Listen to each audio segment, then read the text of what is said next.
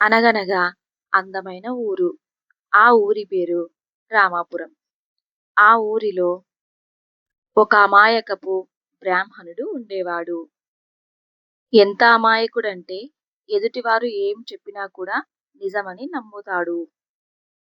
ఆ బ్రాహ్మణుడు యజ్ఞంలో బలివ్వడానికి ఆ బ్రాహ్మణుడికి ఒక మేక కావాలి. ఆ మేకను కొనడానికి ఆ బ్రాహ్మణుడు సంతకి వెళ్తాడు. సంతలో ఒక వ్యక్తి దగ్గర గొర్రెలు, మేకలు ఉండడం చూసి అతని వద్దకు వెళ్ళి ఇలా అడుగుతాడు. బాబూ, నాకు బలివ్వడానికి ఒక మేక పిల్ల కావాలి. ఎంత మాత్రం రేటుంది? ఎంతకు అమ్ముతున్నావు నువ్వు అని అడుగుతాడు. అప్పుడు ఆ వ్యాపారి, అయ్యా, ఒక మేక పిల్ల 10,000 అని చెప్తాడు. అప్పుడు ఆ బ్రాహ్మణుడు ఇలా అంటాడు. నాకు యజ్ఞంలో బలివ్వడానికి ఒక మంచి మేకపిల్ల కావాలి. నువ్వు ఒక 1000 రూపాయలు తక్కువ చేసుకొని నాకు ఇస్తావా అని అడుగుతాడు. అప్పుడు ఆ గొర్రెల వ్యాపారి ఇలా చెప్తాడు. సరేనయ్యా, తీసుకోండి అని అంటాడు. అప్పుడు ఆ బ్రాహ్మణుడు తను తీసుకున్న మేకకు తగిన డబ్బు ఆ గొర్రెల వ్యాపారి చేతిలో పెడతాడు. ఆ డబ్బు తీసుకొని వ్యాపారి వెళ్ళిరండి స్వామి అని చెప్తాడు. బ్రాహ్మణుడు తను కొనుక్కున్న ఆ మేక పిల్లను వెంటబెట్టుకొని వస్తూ ఉంటాడు. ఈ విషయాన్ని పక్కనే ముగ్గురు దొంగలు గమనిస్తారు. బ్రాహ్మణుడు వెళ్ళిపోయిన తర్వాత ఆ దొంగల్లో ఒకడు ఇలా అంటాడు. ఎలాగైనా సరే ఆ బ్రాహ్మణుడిని మోసం చేసి మనము ఆ గొర్రె పిల్లను సొంతం చేసుకోవాలి అని పన్నాగం పండుతారు. మన ముగ్గురం ఒకరి తర్వాత ఒకరు ఆయన వద్దకు వెళ్ళి ఆయన్ని తికమక పెడదామని అనుకుంటారు. బ్రాహ్మణుడు తను తీసుకున్న మేకను వెంట పెట్టుకొని నడుస్తూ ఉంటాడు. దొంగలలో మొదటివాడు బ్రాహ్మణుడికి ఎదురుపడి ఇలా అంటాడు. అయ్యా దేవరా, ఎందుకు మీరు ఈ కుక్క పిల్లని వెంట పెట్టుకొని తీసుకొని వెళ్తున్నారు అని అడుగుతాడు. దానికి కోపంతో బ్రాహ్మణుడు, మూర్ఖుడా, ఇది కుక్క కాదు మేక అని సమాధానం చెప్పాడు.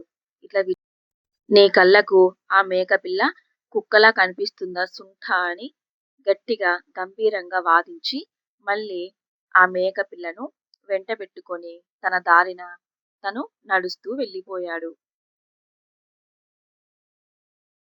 ఇలా నడుస్తూ వెళ్తూ ఉండగా దారి మధ్యలో రెండవ దొంగ బ్రాహ్మణుడికి ఎదురుపడ్డాడు. ఆ దొంగ ఎంతో వినయంగా బ్రాహ్మణుణ్ణి ఇలా అడుగుతాడు. అయ్యో అయ్యో, ఓ బ్రాహ్మణుడా, ఎందుకు మీరు ఇటువంటి పని చేశారు? మీ వెంట ఎందుకు కుక్కను వెంట పెట్టుకొని తీసుకెళ్తున్నారు అని అడుగుతాడు. అప్పుడు ఆ బ్రాహ్మణునికి కోపం వచ్చి ఇలా చెప్తాడు. ఇది కుక్క కాదు, మేక. నేను సంతకు వెళ్ళి ఇప్పుడే తీసుకొని వెంట పెట్టుకొని వెళ్తున్నాను. నాకు యజ్ఞంలో బలివ్వడానికి ఒక మేక కావాలి అంటూ సమాధానం చెప్పి ఆ బ్రాహ్మణుడు మళ్ళీ తన మేకను వెంట పెట్టుకొని అక్కడి నుంచి నడక మొదలు పెడతాడు. బ్రాహ్మణుడు అక్కడి నుంచి బయలుదేరిన తర్వాత దొంగ ఇలా అనుకుంటాడు. బ్రాహ్మణుణ్ణి భలే బోల్తా కొట్టించాను. ఈ బుట్టలో చాలా బాగా పడ్డాడు అని అనుకుంటాడు. బ్రాహ్మణుడు కొంత దూరం వెళ్ళిన తర్వాత అనుమానం వస్తుంది. ఎందుకు అందరూ మేకను చూసి కుక్క అంటున్నారు? నేనేమైనా సంతకు వెళ్ళి మేకకు బదులుగా కుక్కనేమైనా తెచ్చుకున్నానా అని అనుమానం వచ్చి వెనుదిరిగి చూస్తాడు. అది కుక్క కాదు, మేకే. కానీ ఎందుకిలా అందరూ అంటున్నారు అని ఆలోచిస్తాడు. మళ్ళీ తన నడక మొదలు పెడతాడు. ఇలా బ్రాహ్మణుడు వెళ్తూ ఉండగా మూడవ దొంగ ఆ బ్రాహ్మణునికి ఎదురుపడతాడు. అతను కూడా బ్రాహ్మణుణ్ణి అలాగే అడుగుతాడు. ఆ దొంగ బ్రాహ్మణుని వద్దకు వెళ్ళి ఇలా అంటాడు. అయ్యో అయ్యో, అపచారం అపచారం! బ్రాహ్మణ, మీరేమిటి కుక్క వెంటబెట్టుకొని తీసుకొని వెళ్తున్నారు? మీరు అశుద్ధమైపోయారు, మీరు అపచారం చేశారు అంటూ ఆ బ్రాహ్మణుణ్ణి అతడు నిందించాడు. బ్రాహ్మణ, మీకీ కుక్కతో పనేమిటి స్వామీ అంటూ బ్రాహ్మణునికి చెప్పి ఆ దొంగ అక్కడి నుంచి వెళ్ళిపోతాడు.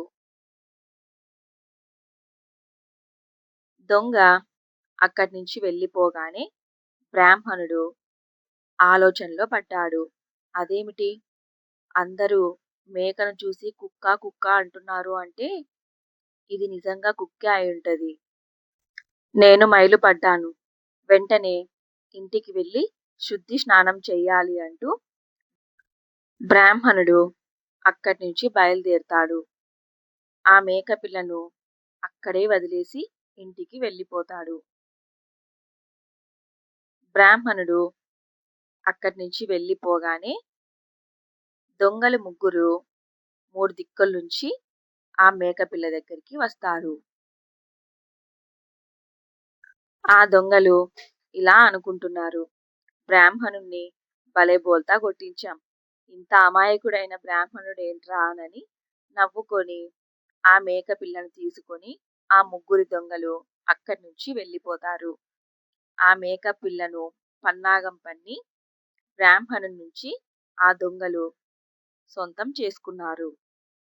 అమాయకుడైన బ్రాహ్మణుడు ఆ దొంగల చేతిలో మోసపోయాడు. ఈ కథ మీకు నచ్చినట్లయితే మన ఛానల్ను సబ్స్క్రైబ్ చేసుకోండి.